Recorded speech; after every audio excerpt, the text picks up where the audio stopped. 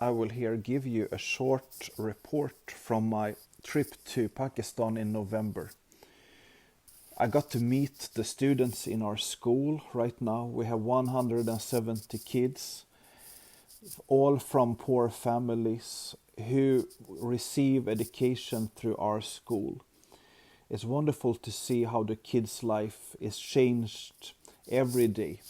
I got to see the two sisters that was free from slavery in September. You see them up front here, and also to other students from a slave family that get school and education through our ministry.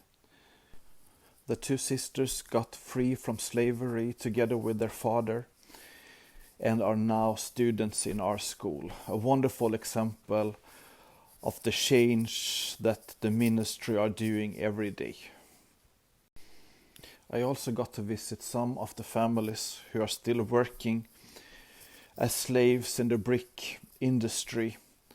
It was very touching to see them in their working environment and to interview many men and women who has been working there their whole lives and see their children who are now growing up in this environment. We got to preach the gospel and encourage them and do whatever we could just to give them hope and some inspiration.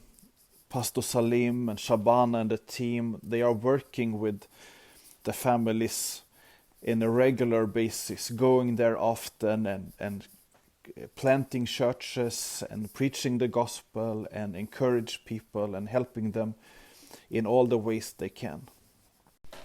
The same day I also got the chance to see the orphanage and our student home. Right now we got 24 children living here the whole week or during the school week.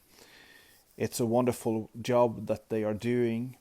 Right now we are buying a land to build a new building for this ministry so that we can grow and that we will have a better situation for the children.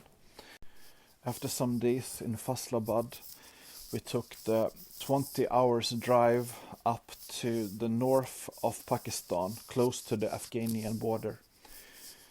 There we visited the Kalash Valley and the Kalash people.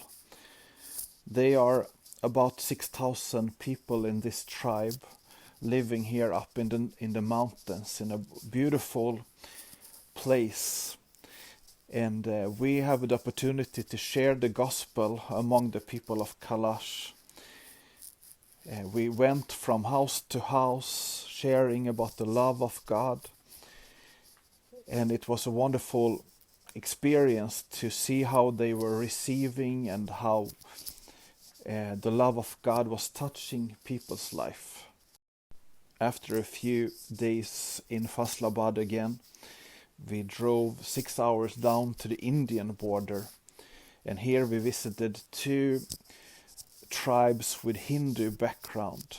They received us with music and joy, and we had around 650 people who we gave food to, and we preached the gospel. Here you see some Salim and the head of the tribe, Daniel, who was translating me.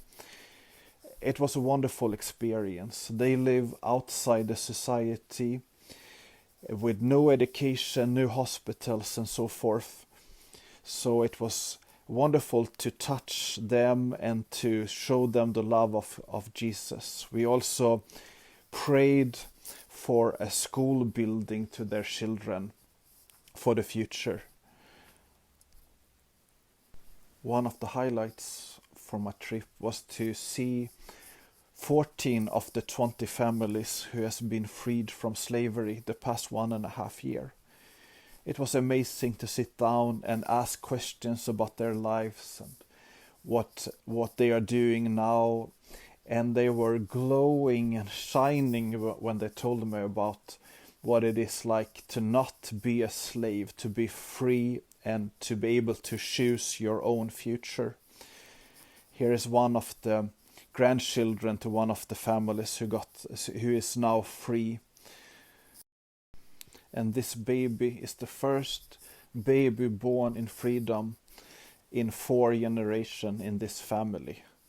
Amazing to hold her and understand what a change has come to this family that don't longer has to work in the brick killing industry. And of course I did many other things. There's no chance to tell you about everything. Here is a children's conference, 270 children who we could preach the gospel for, and who did dances, and we had a wonderful day together with them. And I was the preacher for one of the pastors' conferences where both pastors and young leaders came to receive the word of God.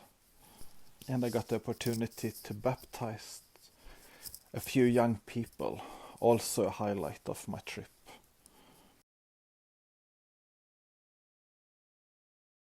Thank you that you're standing together with us. This was an amazing trip, and it gave me even more motivation to go on and see bigger things in the future.